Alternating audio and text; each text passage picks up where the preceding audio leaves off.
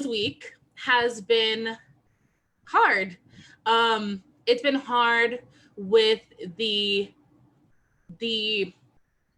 I don't know what I don't want to say unexpected, but the latest attempted murder of a Black person while interacting with law enforcement, again recorded and flooding our timelines to constantly re-traumatize us. Then to see the uprisings in response to injustice be met with a white nationalist militia, which successfully killed 2 people, on top of injuring others while getting the okey doke from law enforcement on film. So if that's not gaslighting, I don't know what is. I know that it is a word that has definitely been overused in 2020, just like unprecedented. But honestly, like, yo, it's unprecedented and it's gaslighting. Like, I can't frame it any other way. Yeah, these are like yesterday. It wasn't until really late in the afternoon yesterday that I was like, oh, this is sadness. You're sad. On top of like some other stuff that was going on. But like I did an anti-racist training yesterday, and that with what happened to Jacob Blake and just everything, I was just so sad. And it wasn't until really late in the day because again, as Black people, we're just so unfortunately used to hearing about other Black people dying on such a loop. It wasn't. Thank goodness I listened to my body, but then he's trying to listen to your body without not feeling guilt because I have to finish all this work, productivity. And yesterday I went to bed really early, and just I didn't wake up as heavy, but like it's a lot, Chris, and just need people to understand that racism is not an inconvenience. It hurts to constantly see your people die like this. It hurts. And like, thank goodness he survived, but he survived to live another day in an anti-Black society. I mean, honestly, the first thought that I had once I saw that his family had shared that he survived was like, oh, great, so he's going to be incarcerated now? Like what exactly is a life that he's going to be living now that he's paralyzed? Is the resisting arrest or whatever they're gonna throw at him going to actually stick? Like I had so many questions, none of which was relief, and that is really telling. I have not felt relief from this situation at all. And then to just so I am one of those people who wants to hear everything and input all the data and hear all the arguments and know all the things. And I've been watching the RNC convention. I actually didn't watch the DNC except for 2 speeches intentionally. And I watched all of the RNC thus far. I am not watching brave, today. Child. You brave. And it was really like enraging. I had a friend text me last night being like, you don't need to watch this, right? Like that, like the use of like there are riots and pillaging and this like disaster being made while also being like apparently like Black unemployment is going to be the thing that I value over my own life. Like it was just like such weird arguments being made. Just like for me, a person who like is dedicated to getting as many people to be citizens as possible, seeing a naturalization ceremony be used at a political convention. Note for people who are watching, as a person who has planned naturalization ceremonies, they cannot be political. So like literally you cannot have electioneering happening during a ceremony, and yet that's what we watched for 10 minutes yesterday. So to hear Law and Order and to see what's happening in Wisconsin and then to also see the lawlessness that's happening in the RNC, it's just like, again, all I can think of is gaslit, because you're literally telling me one thing and then doing another and then making me feel like crazy. like literally like questioning my sanity about like are the facts that I know actually facts. And this does segue into our actual topic of discussion, because it's all related. Why? Because I think in this moment of racial reckoning, folks want to act like they're immune to any accountability. And like really think that like, oh no, this is a 53% problem, not my problem. And can I just jump in? So there's a way in which, I don't know if you've noticed this, that accountability has become evil. Like accountability is things bad people like submit to. It's a thing that people who have transgressed on massive scales. And this is like anyone who's trying to engage if anyone who calls themselves anti-racist, who engages with social justice, you name it, like accountability has to be part of your lived ethic. Like we all should be seeking to live more accountable lives. I should be seeking inside of our friendships to be more accountable and more accountable to you. So accountability is not a thing for evil wrongdoers. It's a normal way of life if you are serious about having healthy relationship with someone outside of yourself. So let's clean that up for a little bit. Like, get it together, y'all. Exactly. And it's also like, so somebody wrote in one of my comments this week, when did cancel culture, like the phrase cancel culture, actually come about? And I think this is a perfect topic to address as we talk about social justice, Karen, because everybody's out here scared of being canceled when really they're scared of accountability and being actually confronted with the actions that have harmful you know, I was going to tell you that we should have an episode on cancel culture because I cannot. I can't anymore. I can't with the cancel culture. And it's just like, y'all, how y'all going to take a joke that started on Black Twitter to this degree? Like, why are we taking it to this degree? And again, as you said beautifully, there's a big difference between accountability and cancel. But if you've never been asked to be accountable, I guess any level of accountability sounds like it feels like being canceled and like someone's coming for your life, but it's just like, chill out, boo. So like, I have a lot to say about that. For me, it's like actions have consequences, actions have impact, and you need to own both the negative and positive impacts of your actions, your comments, and all of the things. So if we are to be in community, particularly in the social justice movements where it's all about family and community and all of these things and like interrelational or relational organizing and all of this stuff, which is literally rooted in human to human relationship, bless you, then how is it that you cannot wrap your mind around being held accountable for the impact that you have on a person you're in relationship with? Like you have a responsibility to somebody that you're in a relationship with, whether it's a coworker, whether it's a boss, whether it's a friend, whether it's colleagues, whether it, you know, that just like you wouldn't want that if they step incorrectly to you or do something that is harmful, whether it jeopardizes your livelihood, your safety, is disrespectful, like all of these things, because I'm thinking of like what are actual examples of what would warrant a canceling, like a canceling, then really like you can't miss that, right? Like you, by being in some type of relationship or dynamic with another human, whether it's directly or indirectly, as a leader in the community, as a executive director of an organization, as an elected official, as a donor, as a whatever it may be, you have a responsibility to the people that are connected to you. And that means that like you actually will be held accountable for your actions. And if that means removing you from the power that you had the privilege of having, because nobody is entitled to be in a position of power, then it is what it is.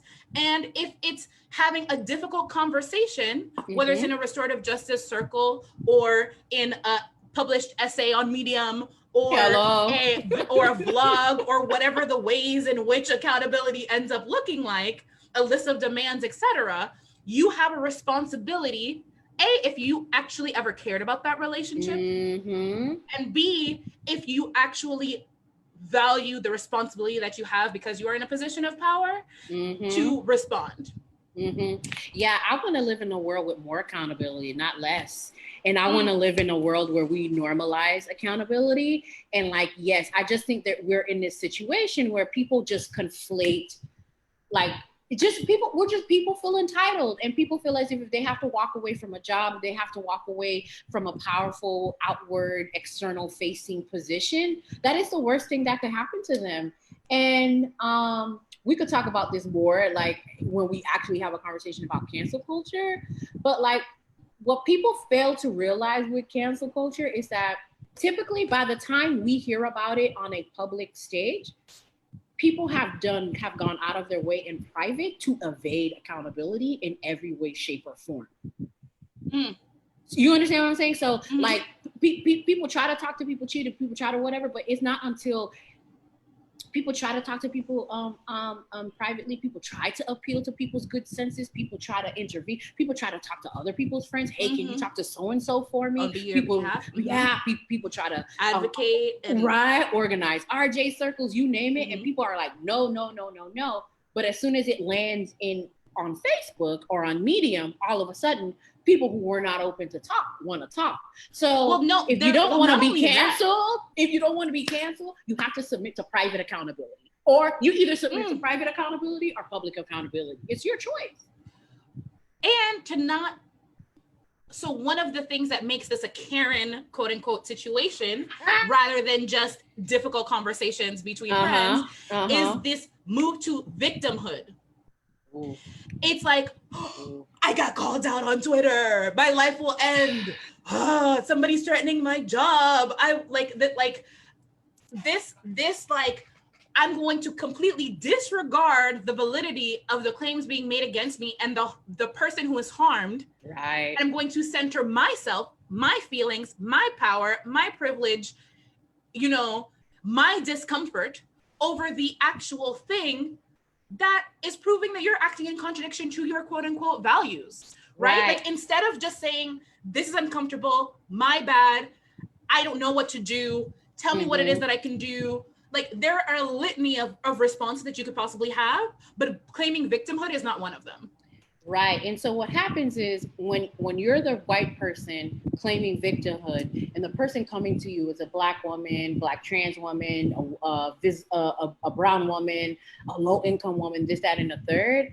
Now was happening. Now it becomes, not only are you like wrapped up in your ego, now you're trafficking in white supremacy. And now you're like, your victimhood now is moving in such a way that is silencing women of color, is silencing Black women, and it's just upholding those stereotypes of the angry, scary Black woman who's coming for me. And it's just like, it's just not helpful. And so now what was a harmful situation is becoming more harmful, because now you're pulling at white supremacy, and now white supremacy is entering the situation in a more pronounced way, and now you're compounding the harm that's already there. And so if you didn't want to be accountable to the little bit that you did, you're damn sure not going to want to be accountable to the a lot that's happening in the situation.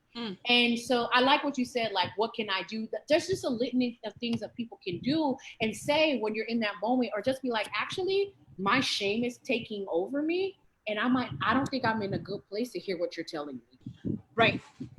And I think before you say, and when you say that, make a firm commitment to be like, I'll come back to you in 24 hours, 48 hours, when I'm in a better place. I promise I will come back and I'm in a better place.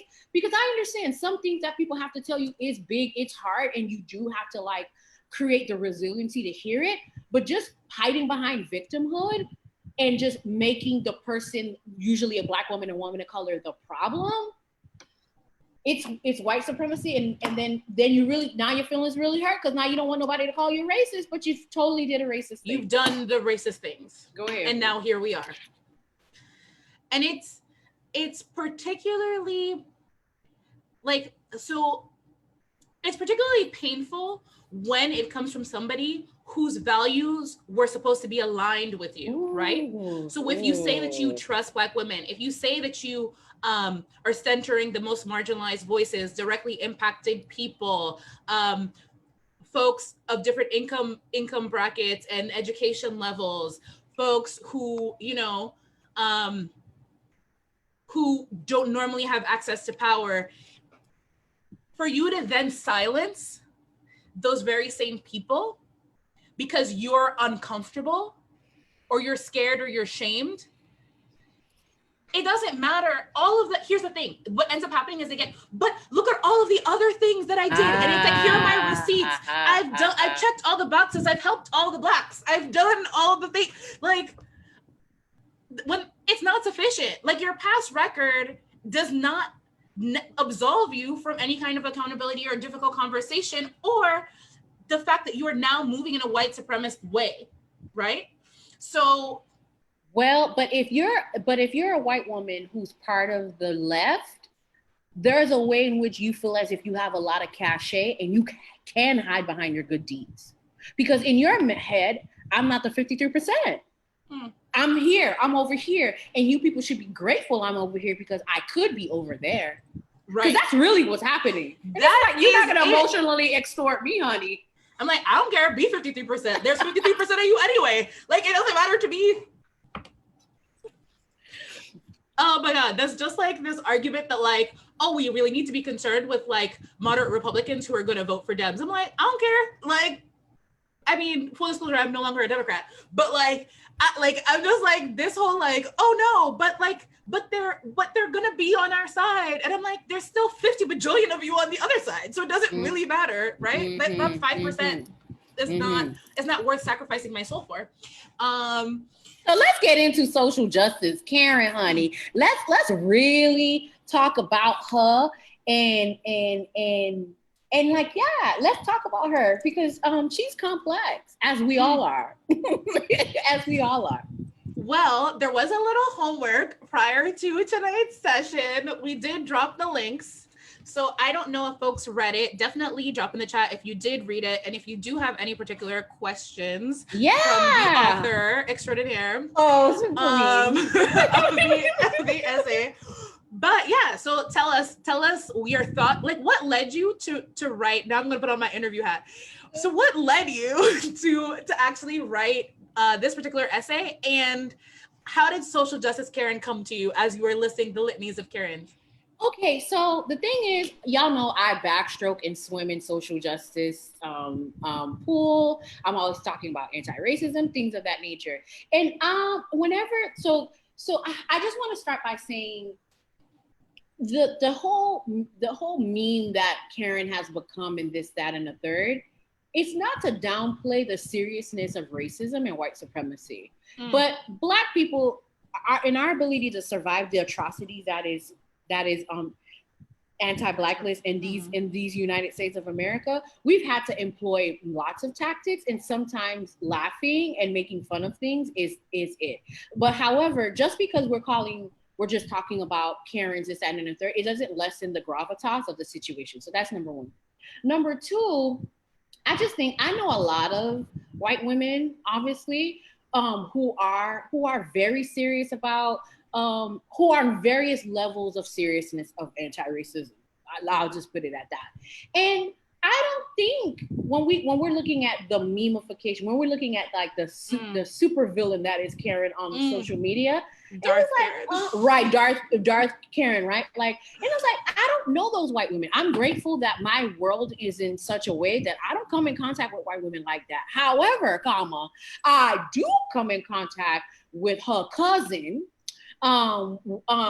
with her, maybe her cousin by marriage, all the time, right? All the time. Who politics are in the right place, but the praxis of it. And so I wanted to have a conversation about, well, there's a group of white women who will never vote for Trump, and they're not going as deep in their anti-racism as they should, and they're engaging in all manners of anti-Blackness that is equally as harmful to me, because I come in contact with that kind of white person all the time, which means I come in contact with that harm all the time. All the time. Mm-hmm. So that was the impetus for that, and I just played around and kind of came up with a couple of them, but I realized that when you read it, it sparked a whole different thing in you. And then we ended up having this conversation, which is how we arrived. So you read it. What did you think? So I read it and I literally felt like I had met all of these people and their victims, right? Ooh. Like that I knew people who were burned, harmed, however you want to phrase it, by people who have moved in this particular way. Mm-hmm. And I think particularly in the South Florida context, like as compared to like when I lived in New York, yes, I met a couple of social justice Karens, but like it wasn't on the level that it is here. And I think because so many people claim the of color identity, right? Mm-hmm. That there are people who really cling to being a marginalized community, and then think that it gives them the cachet to go around harming everybody and their mama with ill regard, with zero consequence. And it's just like, it is what it is, right? And it's in this moment, it is not business as usual. And right. I think particularly having many conversations with white folks and white Latinx folks in the wake of I was going to say the OG Karen, but really the OG Karen is like the woman who led to the death of Emmett Till, but the 2.0 version, which was Central Park Karen. Not Amy. What was her Amy name? Cooper, yeah. Amy Cooper, yes. Okay. Uh-huh. And so Amy had people shook, had a lot of people that I know near and dear shook. And I was like, if you're shook, what did I miss? Because you weren't even on my radar. Like I have a radar and you were not on it. And what do you mean by that? How did Amy Cooper, how did she have them shook, and what radar are you talking about? Say more about that. So she had them shook in the sense of like, oh my God, I can't believe a Democrat who is in New York City that is well educated, of means, is literally weaponizing a person's Blackness to get out from accountability for having their unleashed dog in a sanctuary part of Central Park. Like, and it was like so blatantly racist, the tears on demand, I'm threatening somebody's life with the police, knowing that like she knew all the facts. She knew what all of us have seen in the past 7 years of the viral death of Black men. And she didn't care because this man had the nerve to ask her, didn't even call the park police, didn't call anybody, had the nerve to say, ma'am, can you leash your dog because it's endangering the birds that are in its natural habitat? Like, right? Like the fact that like, because people weaponize their identity, white people, white women in particular, weaponize their identity so deftly that like the average person doesn't notice it unless they're they've been on the receiving end. So to see it on video, and again, I think that this was because with COVID, we did not have the distraction of living our daily lives. We had the time to actually watch the full video to see that like this woman went from speaking normally, a normal interaction, to then being upset, to then like you saw in her face the conscious decision that I'm gonna ruin this man's life. Because he had some nerve. And said, and then literally the histrionics and the theater skills were like astonishing. And that like, and then it caused people I was in conversation with to be like, oh, have I witnessed people all of a sudden becoming hysterical over little shit? Oh, have I seen people mention people's race as a qualifier in passing when it really didn't need to be in the conversation? Have I seen people that, you know, may vote like I do some fucked up things to Black people and not said anything because it's not my problem, right? So like those were all of the things that this unpacked.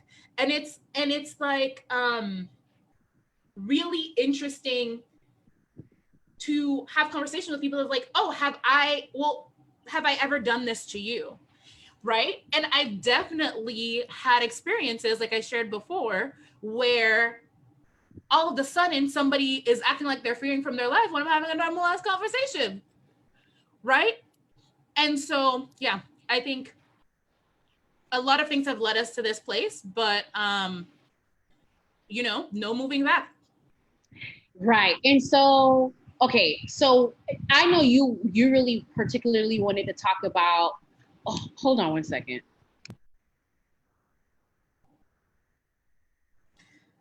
Intergenerational households. This is what happens.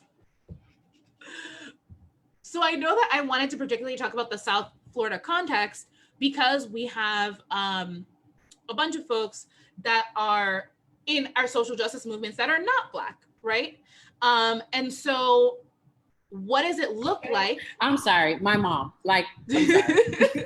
Like, it's just, it is what it is. It is what it is. It is what it is. So I was saying South Florida context. She completely threw me off. Please, like, resuscitate me. So social justice, Karen, in the South Florida context is important because. Okay, so there's a way in which that white Latinas, when we're talking about the white Karens of the world, they wanna see themselves as like it's not them. We're talking about those white women over there. And in a South Florida context, this is like, no, but we're talking about you too, because you're weaponizing your whiteness in a very particular kind of way.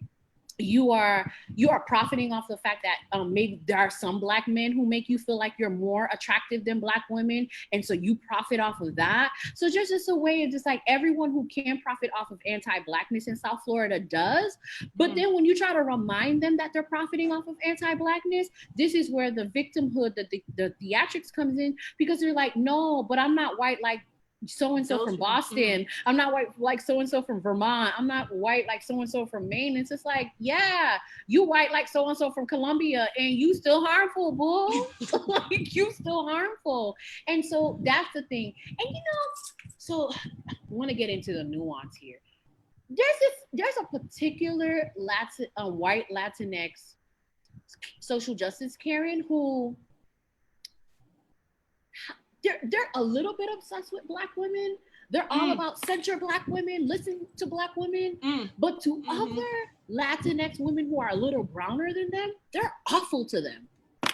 So I'm just like, how? Okay, so I get it. You want to be seen as the woke social justice Karen, so you trying to act like you my friend. But girl, if you treating her like that, I can only imagine what you say behind my back. And I might have to write about this soon, but there's this weird phenomenon around trust Black women. I'm for Black women. Black women. And Black women to the front. Yes. But yet trash to women who are a little browner than them.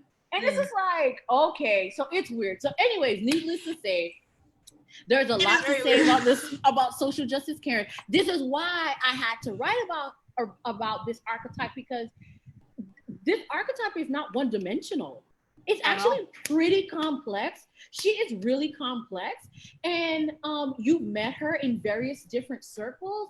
And to her core, she's not malicious, but her harm, like, knows no reaching bounds. So there was I'm forgetting who it was, but what came out of that Amy Cooper thing was also the people who have been terrorized in the workplace by people like Amy Cooper or by people like social justice Karen. And that for me is what it really brought up. Like, well, besides in like personal relationships, which we talked about in the interrelationships conversation, it's like there are people who, I won't say weaponize, maybe I'll say profit.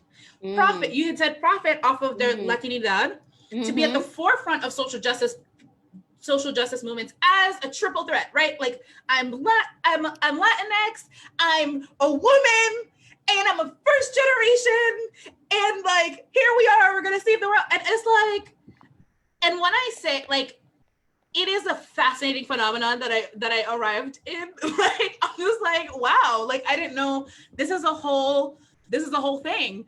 And then not only to uplift Black folks in leadership or put an reasonable level of responsibility on Black women, setting them up to fail, really. But because we're superhuman, that like, you know, still get it done anyway at the cost of our health, at the cost of our family, interpersonal relationships, and any type of work-life balance.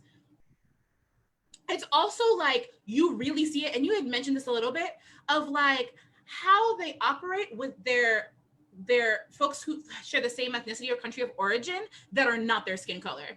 So like, there are many folks that's like, wanna act like there are no Black people in Colombia, or there are no Black people in Panama, like there are no Black people in Argentina. Like it's like, oh no, we have to have some grace because we're dealing with this new phenomenon of race. And it's like, Nabu, literally the boat stopped all there, and there are actually more Black people in Latin America than there are in the United States. So like, you need, like, there's owning this like class privilege, which is really like, there's only this like class privilege, which, you know, definitely is a thing in South Florida, given who gets to actually migrate here with particular status. And then there is a racial component. And it's like, you can't, the thing is, in the United States, you cannot erase race. Right. And so to see social justice Karens also be upset when you have the nerve to infuse race into everything. As a person that I make it my life's work to infuse race into immigration, I will be that person to the day I die. I mean, like, it is what it, you know, like, it is reality. But they're infusing race too. They're just infusing whiteness. So to them, and so because whiteness is supposed to be the default, it's supposed to be invisible, it's supposed to be the default of everything, they are doing the same thing. It's just that we're smart enough to be like, actually, girl, there are other races other than whites. And so I'm gonna need you to whatever. All of a sudden, that's when it becomes whatever. But we all have to get better at practicing at racializing white people. White people have a race. It's white. White people have a race. And we, the same way we pointed out everybody else's race, I will point out your race, because it actually really matters. There's a way in which sometimes my race gets invoked. It doesn't matter. But the way whiteness gets not to be mentioned, but controls everything so much. Yeah, no. We have to continuously shine the light. And so no, we can't let them get away with being like, why are you bringing up race and everything? You are too. You are doing the same exact thing. Right. And it's like, to be in social movements and to erase Black people, what exactly are you fighting for then? What are you fighting for? You're upholding white supremacy, and you just want to like ameliorate the conditions? Like, or do we want to radically change material conditions? No, because if we talk about material conditions, it's for the least of us, and it is for everyone, right? Nah. The folks are fighting for second-tier white supremacy. And it's like, so we're gonna make the hard votes, and we're gonna canvass, and we're gonna donate, and we're going to volunteer, and we're going to hold the community meetings, and then want to be wondering why A, there are no Black people in the room. We're gonna wonder why B, Black people are voting a certain kind of way. Whatever that way is, Jesus. Why, like, you want to like measure that like Black people are not philanthropic in the ways, because why? Like, these systems again are not made for us. Like, what have you said? What have you done? Who are you pushing out front? What are the messagings that you're using? What are the issues that you're identifying as priority that are aligned with Blackness? I don't see it. Yeah, no. So the social justice Karen is using Blackness as a scarf, as an accessory, as I climb to run for commissioner, as I climb to run for the school board, as I climb to run for some open seat in my community. I need to get the right job. I need to be with the right people. I need to I need to be seen with the right kind of Black people. So Blackness becomes literally the bridge to their ascension, but never is it a real serious human exchange with who we are. So the social justice Karen, the reason why she's so dangerous is because she is in the nonprofits. She is in TFA. She is in all of these things. And she is coming in contact with Black children, brown children, Indigenous children. And she is doing a lot of harm because she's coming with all this paternalism. She's coming with all of this savior complex. She's coming in with all of this have not reckoned with her class privilege. And she's coming with all of that. And so there's this way in which like she thinks she's the best thing that ever happened to communities of color, and that we're silly when we reject her. That could be a whole nother topic of discussion. so like literally, yeah, so literally that's what it is. And it's just like, actually quite a few white women reach out to me and was just like, thank you for writing this. I see myself in this. I was like, okay, boo, thank you for the bravery. And so, yeah, so I think the social justice Karen, she's in the struggle. She doesn't have to be though. If she could just root down in her anti-racism and really see us as human beings and go beyond just reading the books and really like. That's what I was gonna go to. So what I really want to know is, okay, so how does the social justice Karen get right within? Like our little tagline says, right?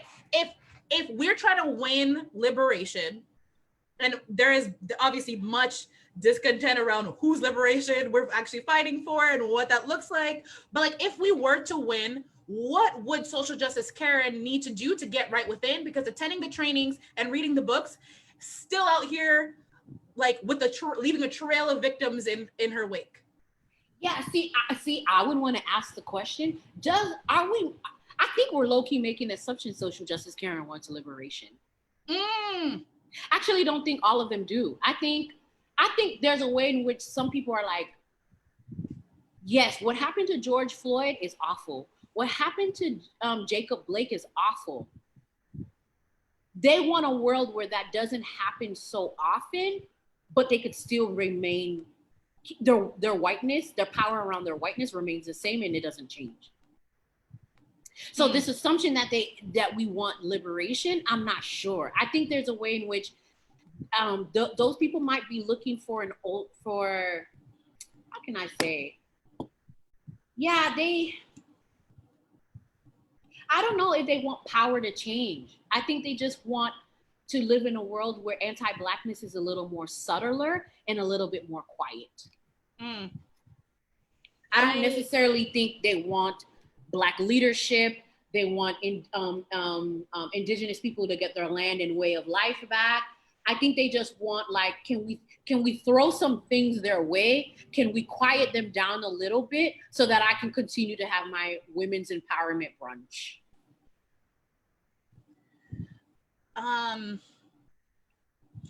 Yeah, it's a hard thing to contend with, because it's like, basically you want street cred for being down with the Black people. Like that, like, I don't know what other way to like frame it, right? Like, you want the stamp of approval so that you can then go forward and do what it is that you want to do, but you don't really actually care about the communities that you're operating in. And it's also like, we're not a test ground for you to learn about things. Like, we're human beings. And you know what? That's the killer. That's the killer. Because here's the thing. If you graduate from a really good school and you want to go into politics, there's a well charted out path. And that path does involve working with low income Black and brown youth and communities. And so I think unless folks have a really acute, rigorous understanding of white supremacy, it's going to be very hard for them not that they're doing it on purpose, but not to see low-income Black and brown communities as their stepping stone to a very powerful outward-facing job. Because if you look at the resumes of a lot of people from the DNC, this and that and the third, they not only all went to the same school, they also all did the same volunteer stuff. Right. They also did the same, and y'all know the programs, I'm not even gonna mention them, child. Like, y'all know the same program, blah, blah, blah, blah, blah, blah, blah, blah, blah, blah, blah. And that somehow legitimizes you. It's like, you're a different kind of white because you're not afraid to be with the poorest. That is exactly it. And it's like, you don't get points for being here. Yes, you do. Yes, you do. Yes, you do, Chris. Yes, you do. Points for being here. You're getting. Yes, you do. But you shouldn't get points for being here, because actually, what are you like? I don't care that I improve the lives of these many people, impact numbers. I care about again, do you have Black people in your personal life? Do you actually speak out and stand up when you see some shady things happening between your boss and your coworker? Do you actually give advice about oh, this is how you need to document harm and bear witness? Yeah. Do you actually do you actually, when you see something happening in the public square that is not somebody that you know, do you say, actually this sales clerk is being shady, this is unacceptable, or whatever? Or you want to see the manager of racism? This is your chance to actually call on the manager of racism. Will you resign when you see some real racist stuff going on and stay resigned? Right. Will you remove your emotions, your trajectory, your, all of those things out of the equation for the greater good? Will you withdraw the most marginalized? Exactly. Will you withdraw monetary support from a system you know is harmful? So and it's not impossible, because you and I both know people who do these things. So again, it is not saying that oh my God, we have this homework and now we have a new checklist to check off, and I gotta be out here monitoring the whites to make sure that they're not oppressing anybody. Nobody wants for you to be out here as a social justice cop. Okay, we don't need that. Okay, again, right? We don't need more police. So no, we do not need more monitoring. What we do need is for you to get right within. Actually think about how you can be in praxis in your life. You don't need to go out anywhere. What you need to do is see how you can change what you do in your day-to-day life. Right. And you said you saw the list. Toxic positivity Karen, right? Who's using spirituality to beat people upside the head. I've encountered many of those. Ooh, child, just we're only gonna do the love and light thing here. Let's use this word instead because of the negative connotation of the other. I said, there's nothing that scares me off more than oh no, we don't use these words. And I'm like, you mean reality? Because it is what it is. Right. So again, folks don't want to be rooted in reality.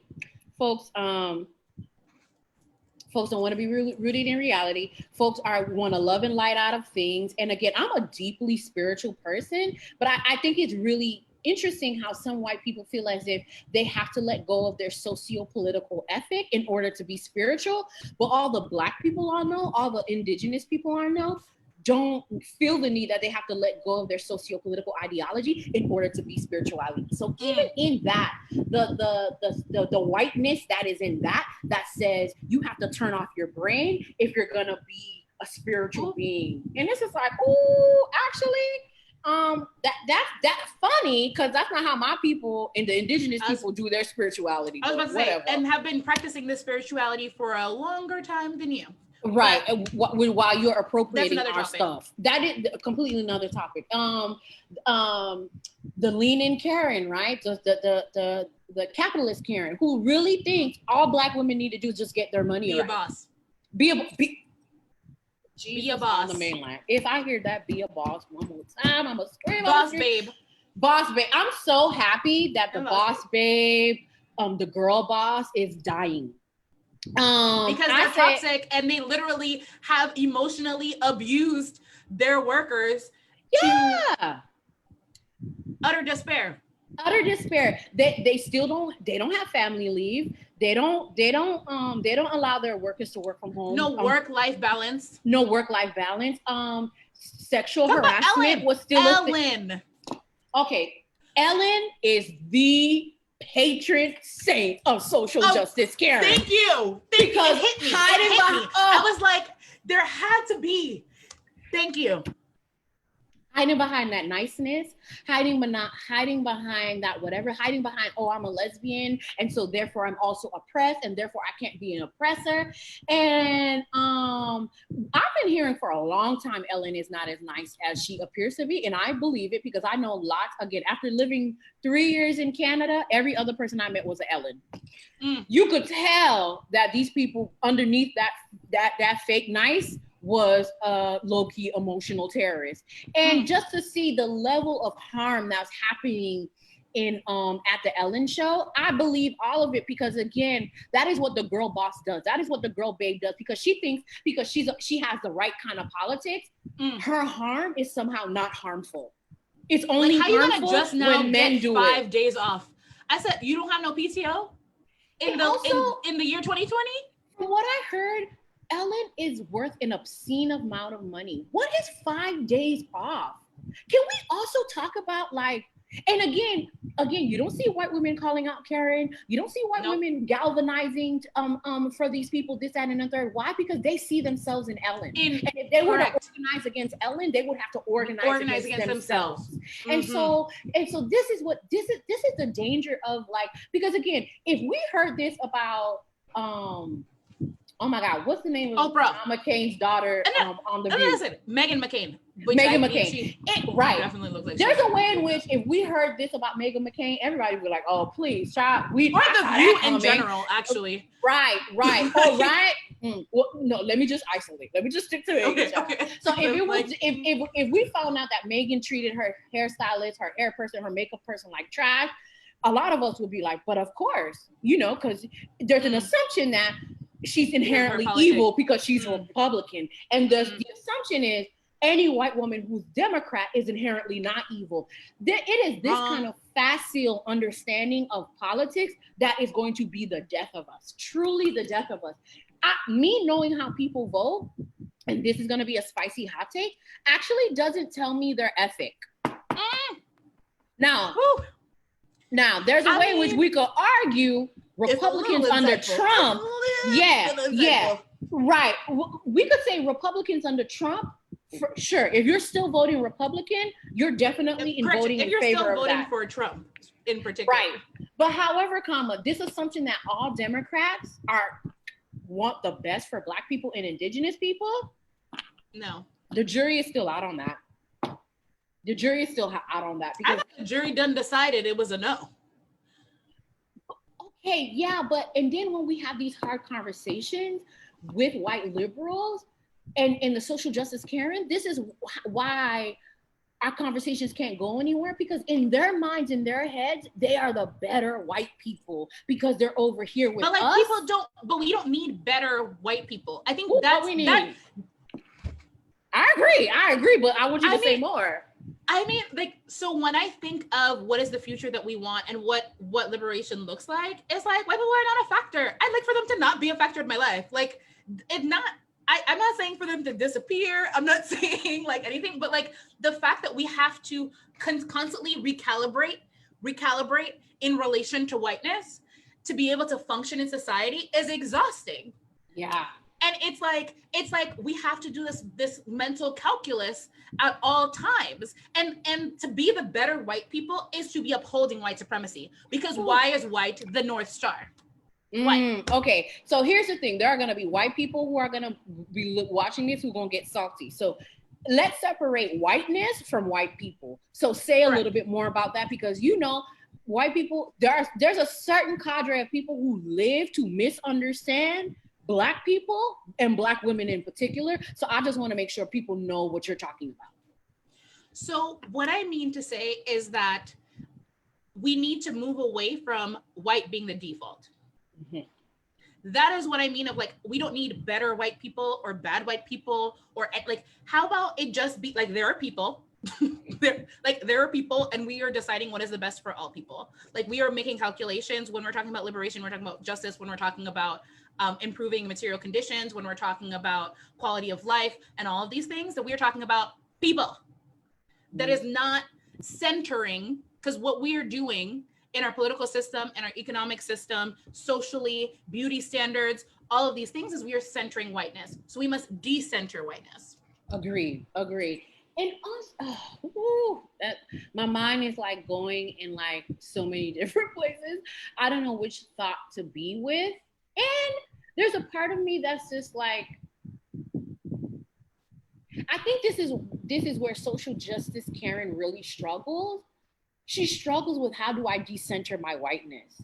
Because for her, she's just like, I know I don't want to be with the avowed racist. I know I don't want to be with the fascist. I know I don't want to be with the casual racist. But if I'm going to be over here, why can't I get brownie points for being over here? And this is not about brownie points, because you and I don't operate in a system of like, oh, I get extra points because I say people's pronouns correctly. Like, I get extra points because I have a diverse friend group. I don't operate in the world thinking that I'm going to get points for doing this extra effort. Well, like, they don't give points to Black women, so that's why we don't operate like that. Well, but they do give points to white women, though. And so if you are accustomed to a value system that doesn't expect much from you, because mediocrity is real, doesn't expect much for you, and when you show any glimpse of empathy for someone who's other than you, all of a sudden, and you know what, Black people do that too. That bullshit when we be like, we inviting so and so to the cookout, that, and the third. Why? Because a white person did something. Giving a bone. Right, because a white person did something that was remotely okay. So there's a way in which we all have been socialized and trained to take any gesture, any semi-decent gesture from white people and blow it up. And all of a sudden we have to erect a statue in their name. We have to have a parade in the town square. This white person has rebuked white supremacy. So like, that's how we act. So that's how we act. So there's a way in which when white people who are coming into social justice, and we're telling them like, actually, boo, you're gonna have to turn down the volume of the whiteness because we're trying to decenter that right now. I think that causes an identity crisis. I think it really does. Yeah, and which is why there's a way in which they start to deploy their whiteness in really weird ways. It's because they understand that in order for Black lives to matter, the value of whiteness has to go down. And I just think social justice Karen haven't given that enough thought and what that means to her and what that's gonna happen, what really has to happen if the value of whiteness has to go down, if justice is going to become a thing for other communities, for communities of color. That's a scary proposition for social justice Karen, even though she knows at her core she wants this and she needs this. But because white supremacy has trained us out of like not imagining and imagining different. We can't imagine different. She almost can't imagine different. And so she's scared. And so she just does what she knows best, which is centering whiteness. And I think it's interesting, as I think about this like brownie point system, what I see in the current discourse right now, like in this era of racial reckoning, is this like, oh, if I call out the bad white people, or if I stand really hard for the far left, or like, like if I drag Kamala for her record, or if I like, whatever, like literally the litany of things that I think will give me points. If I go harder than even they're going, then like that will absolve me of my original sin. And it's like, boo, it's not that deep. It's like, nobody's keeping score. Right. Nobody is keeping score. It's not that go. It's not that deep. And you then operate in a violent way towards people of color. Oof. And because like dragging Black voters. Like, I'm sorry. All that you have done does not matter if you're out here on the interwebs calling Black voters stupid for voting for Joe Biden. Yeah. Like, there's a way to do that, and that ain't it. I'm just gonna leave it there. Well, the way to do it is to be anti-racist, like truly, not in name only, but in deed. And I just think there's a way in which, I don't know, sometimes when I think about white folks in the social justice arena, sometimes I be wondering, like, are y'all okay? Do y'all have what y'all need? Like, make a sign. You good in there? And it's okay to step back. It's okay to not know. It's okay. And again, this is the difference between being in right relationship or like centering yourself, because you can fuck up. It is okay to fuck up. It is how you actually deal with the repercussions of your actions. Like, yeah, but if the thing about it is, if you've been raised in a very particular kind of way, the idea of fucking up in public in front of people of color is just so jarring and scary. Again, I don't know. This is me imagining. I ain't never been white. I don't know. But I'm just like, you know, but the way I see them act, I just honestly, white folks who are in social justice arenas are having a crisis of which they know the value of whiteness has to go down. They know we need a new world order. And the idea of losing power in a very particular kind of way is petrifying to them. And so they're kind of like in this limbo. It's like, I don't want to be a complete white supremacist, but I really want to hold on to these white supremacist tools though, because they keep me warm at night. And so I don't know, obviously I can't speak personally to what that is, but I do know this. Liberation is going to ensure we all can live on this planet, and white supremacy is going to ensure we cannot live on this planet. So decentering whiteness literally is like the little mask coming out of the ceiling of the airplane. We need it. And so, but again, it's hard because letting go of power is hard. Just like when like marriage equality, straight people were like, oh my God, like if we let queer people get married, that's gonna change marriage. Right, exactly. What is marriage? Who cares? Literally don't care. Literally, but again, but in that respect, yes, the value of marriage was gonna go down because more people could do it. Right, it was less exclusive. That's the point. And so, right, and so inclusivity. Right, but if you think power is finite and you can only have power if it's exclusive, other people do not. Then opening up a thing is scary. It's just scary, which is why we just need a feminist ethic, because feminism teaches us that power is circular. That thing is not finite. Only if you think so. Do we have any questions?